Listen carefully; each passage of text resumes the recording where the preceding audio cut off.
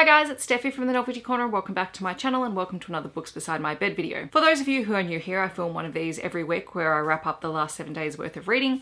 And for those who are very familiar with the series, welcome back. This is my reading week from the 3rd until the 9th of November. I read 6 books this week, 3 of which were adult, 2 middle grade books and 1 picture book. I read a total of 1,603 pages and my yearly reading total is up to 329 books. The readathons that I participated in the last 7 days included the Believeathon, which is a middle grade and children's book readathon hosted by Gavin Hetherington, the Bookemon Catchathon, which is round 2 of that readathon hosted by Megan from Tome Infinity, and I also started the Tome Topple readathon, which began on the 9th of November. I didn't film a TBR for Tome Topple, so really quickly I'll let you know what I am actually planning on reading. Honestly, I'm not actually worrying too much about the prompts, but what I've decided to go with is Before the Devil Breaks You by Libba Bray, which is book 3 in the Diviners series. I have actually started this, I'm halfway through it. I'm reading it physically and also listening to the audio at the same time because the audio narration is fabulous. And also The Starless Sea by Erin Morgenstern. This is obviously a new release. It is just shy of 500 pages. It's literally 498 pages and I'm counting it. I don't care what anyone says because it is as close as I'm going to get, and it will force me to read it sooner rather than putting it off because of everything else that's on my TBR. So that's for Tome Topple. If you stick around to the end, I'll also be choosing my next TBR game book. So if you're unfamiliar with this, at the end of my weekly wrap-ups, I choose a new book that I'm going to read in the next 7 days, as well as a challenge that I'm going to do alongside reading that book. I'll talk a little bit more about last week's challenge when I come to talking about the Nightfire. The first book that I read this week was for Believeathon. It was for the challenge to read a book featuring an animal character, and that was Because of WinnDixie by Kate D. Camillo. I know this is a very popular, very famous children's classic book. I've never actually read it. I had no idea what it was actually about. I've never seen the film either. This was a 2000 release from Candlewick Press and I gave it 4 out of 5 stars. It is the story of India Opal Baloney, who is the daughter of a preacher, and they've just moved to a new small town, and she comes across a stray dog who she names WinnDixie after the grocery store, I think, that she finds him in. She takes him home, cleans him up, and WinnDixie is sort of the catalyst for helping her make new friends within this town, and she begins to get to know her neighbours, some of the older residents, as well as some of the children. It's all about friendship and finding your place, and it was lovely and adorable, and I'm glad that I've read it. This also got me the mooch ball for the Catchathon, which is the book to read a book from the library, because this is from my school's library. Then I read The Wind in the Wall by Sally Gardner, and this was illustrated by Ravina Kai. This is a 2019 release from Hotkey, and I gave it 4 out of 5 stars. It is obviously a picture book, but this is more a picture book for older readers. It's kind of like a fable. I received it as a review copy from Allen and Unwin, so thank you very much to them. It is the story of a gardener. He's the current head gardener of an estate in, I think it's the 1800s. The master of the house has charged him with trying to grow the perfect pineapple. Now, being in England and growing pineapples is not exactly the best climate for it, and so all of his efforts are in vain, and eventually he is replaced by a man that he considers to be a charlatan who's using tricks or magic or something to actually help grow these pineapples. The gardener discovers a young woman trapped within the greenhouse that he has now since been locked out of, and the whole thing is really a magical realism story about being careful what you wish for and recognizing that perhaps not everything is as it seems. But the illustrations are absolutely gorgeous. Ravina Kai does a fabulous job and I'm very glad that I read it. Next, I read The Nightfire by Michael Connolly. This was my TBR game pick for last week, and my challenge for this was to take a bookstagram photo, so I have done that. It is on my Instagram page, but I will leave a picture of it on the screen. The Nightfire is a 2019 release from Allen and Unwin, and I gave it 4.5 out of 5 stars. This was also a review copy that I received, and I had requested it because I quite enjoy this series. This is a team up between Michael Connolly's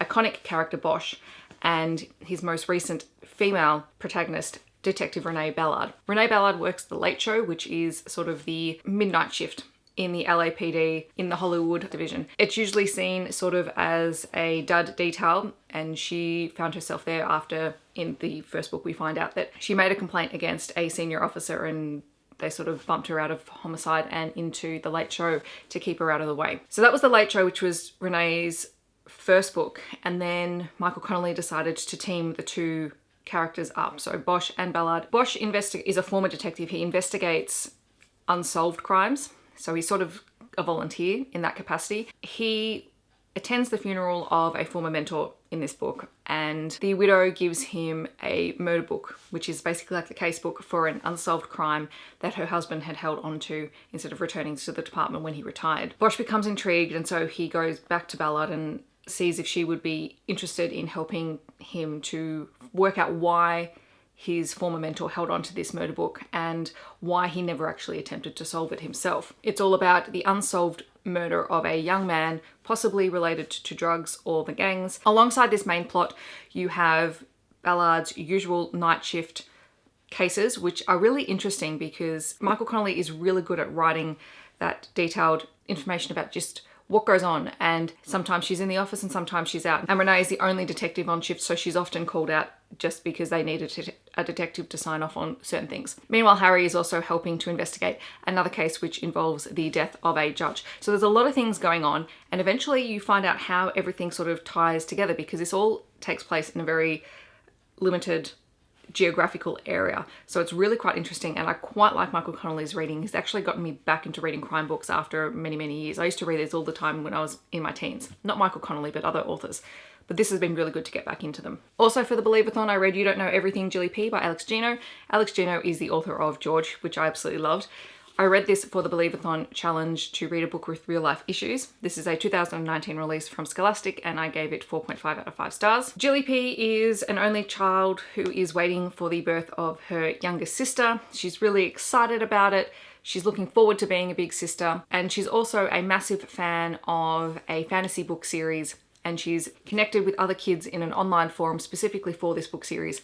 So she sort of lives a little bit in her head. Her younger sister is born and everything is fine until her parents and doctors begin to believe that Jilly P's sister has some hearing difficulties. And at first there's a lot of denial from the parents, a lot of anger and frustration about it, which I thought was really great to see on the page, how people actually deal with that, because it's not something they were expecting. It also highlights difference of opinions on how to work and help very young children who do have hearing difficulties, and also shows Jilly Peach struggling to reconcile this for herself. And she's quite pro working with her sister and learning sign language and finding out all the things that could possibly help her sister in the way that, you know, middle grade kids usually are, with very little consideration to what is actually going on. Meanwhile, Jilly P is talking with Derek, who is another fan of the same fantasy book series that she likes, who is a black deaf teen who knows who signs, and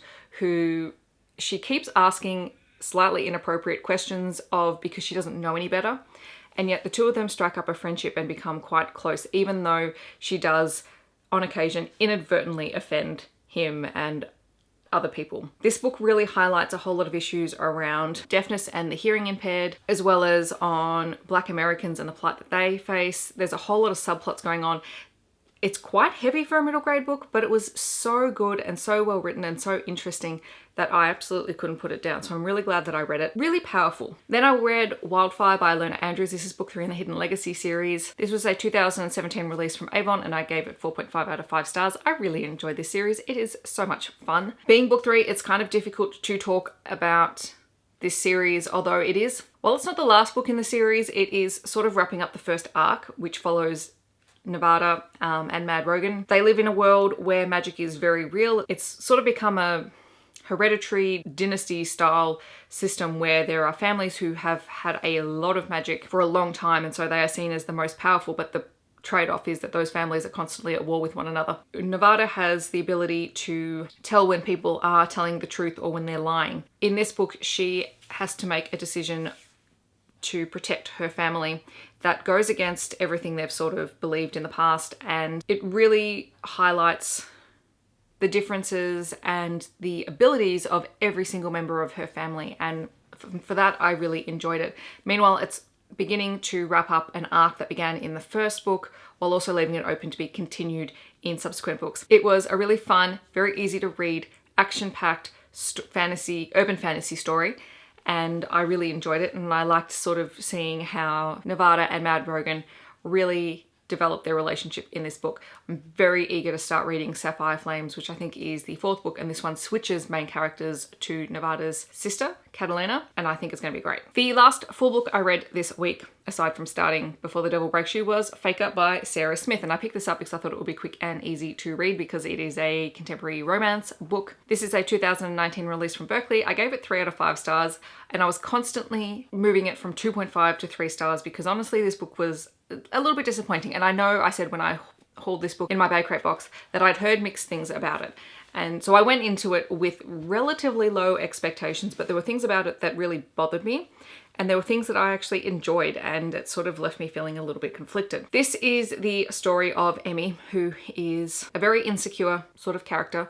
She works as a copywriter for a power tools company. It's a very man's man sort of world. There's only a handful of female employees, and so she goes to work and she puts on this facade of being a really tough, no nonsense person, and she doesn't put up with anyone's crap. She works opposite Tate, who is the social media coordinator, and the two are constantly at odds with one another, bickering and having issues, and have since the first time that they met, when Emmy overheard a conversation or happened to see a message that Tate had sent about her, and it's caused all these misconceptions, so they're just constantly butting heads.